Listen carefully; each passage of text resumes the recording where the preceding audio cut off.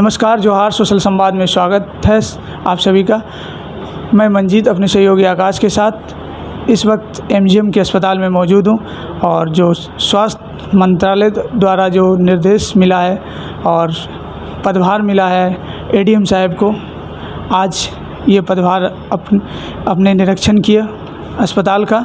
और सबसे पहले तो सर आपको बहुत बहुत शुभकामनाएं सर। देखिए, पहले तो हम आपको क्लियर कर देते हैं, अभी कोई ऐसे सरकार के द्वारा से कल फ़ोन भी आया था कि आपको प्रशासक के रूप में देखना है, लेकिन अभी कोई नोटिफिकेशन नहीं मिला है, ठीक है ना।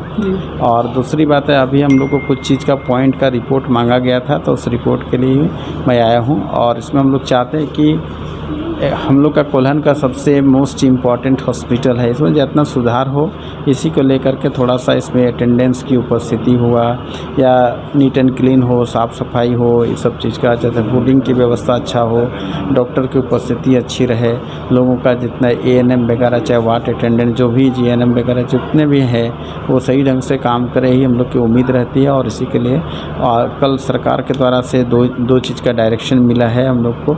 एक तो कहता है कोविड आइसोलेशन सेंटर, बहुत बड़ा वार्ड एक पड़ा हुआ था, उस वार्ड को अभी तत्काल बंद रखने के लिए कहा गया था। उसको बंद कराने के लिए एक नोटिफिकेशन करना था, एक आदेश निकालना, तो वो आदेश निकलवाएं। और दूसरी बात एक है कि हेड काउंट करके बताना था कि कितने उपस्थिति होती है।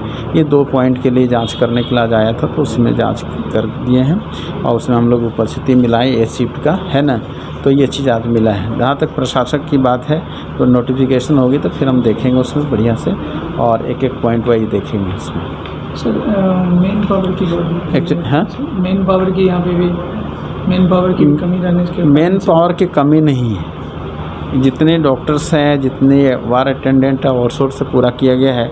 हमारे ख्याल से मेन पावर कमी नहीं है, थोड़ी सी और थोड़ा सा मोटिवेशन की आवश्यकता है यहाँ पे। मेन पावर जितने हैं उतना काफ़ी है। आप देखे होंगे विवेकानंद हॉस्पिटल वगैरह आंध्रा का, बहुत कम लोग रहते हैं, लेकिन एक एनरेटी चलाते हैं, है ना। एक आदमी 1000 बेड का चलाते हैं, अच्छे ढंग से चलता है।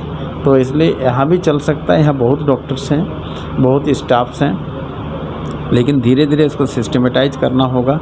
लोगों को लैग पुलिंग से कोई काम नहीं होता है, बल्कि ये धीरे धीरे इसमें इम्प्रूवमेंट करने की ज़रूरत है। कहाँ इसमें इम्प्रूव किया जा सकता है? देखिए, अभी यहाँ पे अभी देखे होंगे वार्ड अटेंडेंट का कोई ड्रेस नहीं है, तो एएनएम का तो ड्रेस है, मतलब जेएनएम का ड्रेस है। बाकी लोग जैसे लैब टेक्नीशियन, आपने तो आज सर निरीक्षण किया, आपने क्या क्या पाया? लैब टेक्नीशियन वगैरह का जो ड्रेस वगैरह, ड्रेस कोड का अनुपालन सही से नहीं होता है।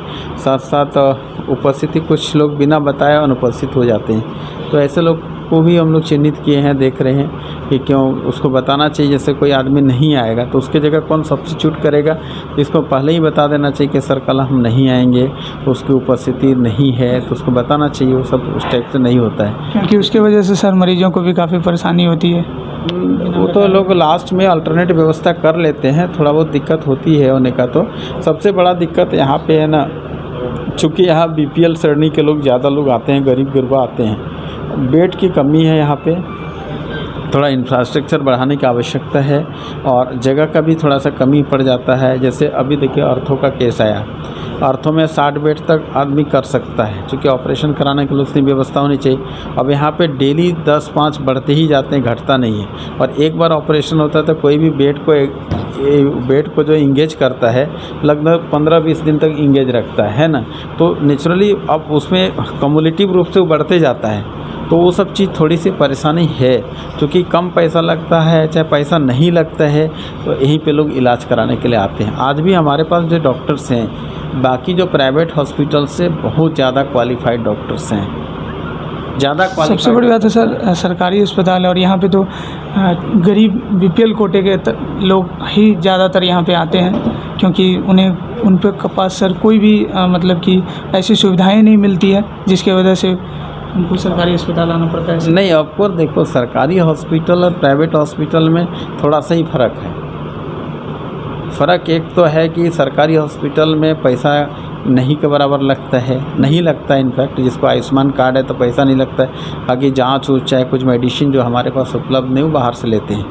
लेकिन प्राइवेट हॉस्पिटल में क्या है कि पूरा पैसा लेता है। जैसे घुसेगा पहले तो आप देखो 12,000 रुपये पहले जमा कराएगा, कोई हॉस्पिटल में 7,000 जमा करेगा तब आपका एडमिशन लेता है। तो इसलिए तो सर गरीब लोग यहाँ पे आना चाहते हैं, क्योंकि गरीब लोग को इलाज कर रहे हैं, किसी भी गरीब को डिनाई नहीं किया जाता है, सबको इलाज होता है। और उसका हम लोग अभी एक उपाय किए हैं, उसकी जो पैसा आता है, जो भी खर्चा होता है उसको हम लोग इसमें आयुष्मान के माध्यम से, आयुष्मान से उसका डिमांड जनरेट करते हैं हम लोग, उसका उसमें क्लेम जनरेट होता है। क्लेम जनरेट करके गवर्नमेंट ऑफ इंडिया उसमें पैसा उसको भरपाई करती है। लेकिन बहुत सारा ये भी बात उठता है सर, आयुष्मान कार्ड जिनके पास है लेकिन उनकी इलाज नहीं हो पाती है सर, क्या कारणवश है?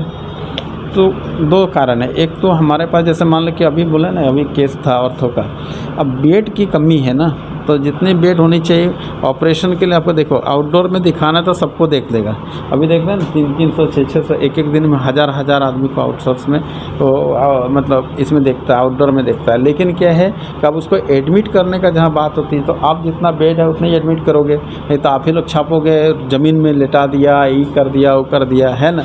तो ये प्रॉब्लम है इसमें। तो अब धीरे धीरे आप देखो 1-8 साल के अंदर बड़ा बिल्डिंग बन रहा है, 500 बेड का बन रहा हो, जैसे बन जाएगा तो आपका सब समस्या सॉर्ट आउट हो जाएगी, है ना।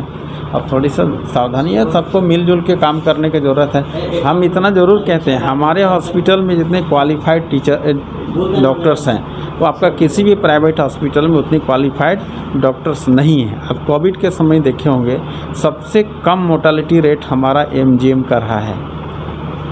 हाँ, लेकिन एडवांस हॉस्पिटल है TMH, उसमें देखिए ज़्यादा मोर्टालिटी रेट था, ज़्यादा था, पैसा भी ज़्यादा लगा, हमारे पास तो पैसा भी नहीं लगा, मुफ्त में हम लोग इलाज किया। लेकिन सबसे बड़ी ये बात है ना सर, हर समय चर्चाएं में रहती है ट्रीटमेंट को लेकर के, सुविधाएं को लेकर। देखिए लैक ऑफ कम्युनिकेशन मैंने पहले बताया ना, तो कि डॉक्टर्स के मोटिवेशन बढ़ाने की आवश्यकता है यहाँ पे। उसका हम लोग एक एक करके पॉइंट टू पॉइंट देखेंगे। नीचे से जब तक नहीं देखिएगा, आप सीधे कहेगा ट्रीटमेंट नहीं करता और नहीं करता, वो भी बात नहीं, ट्रीटमेंट करता है।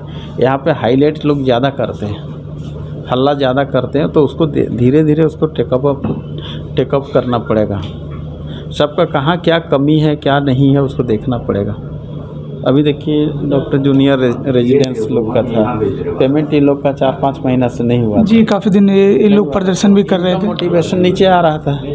अभी देखिए कल क्लियर हो गया, कल की बैठक में SCS सर बोला कि नहीं पेमेंट रिलीज कर दीजिए, पेमेंट रिलीज भी हो गया, खाली थोड़ा सा टेक्निकल चीज़ में रुका हुआ है, 1-2 दिन में पेमेंट हो जाएगी।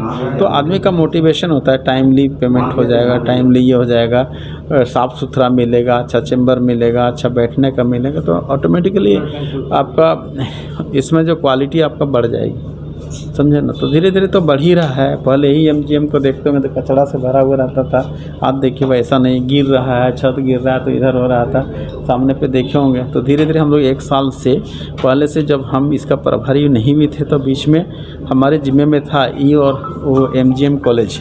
तो हमारे साथ ADM लॉयर से बातचीत हुई, काफ़ी मुद्दे पर बात हुई और बता दें कि यहाँ पे जो भी समस्याएं थी उनका निरीक्षण किया उन्होंने, और उन्होंने जितने जल्द से जल्द समस्याएं को दूर करने की बात कही, और डॉक्टर्स का भी बात हुई, और जो भी सारे मुद्दे हैं पेशेंट को लेकर के, बेड को लेकर के, सारे मुद्दे पर बात हुई, काफ़ी अन्य चर्चाएं हुई।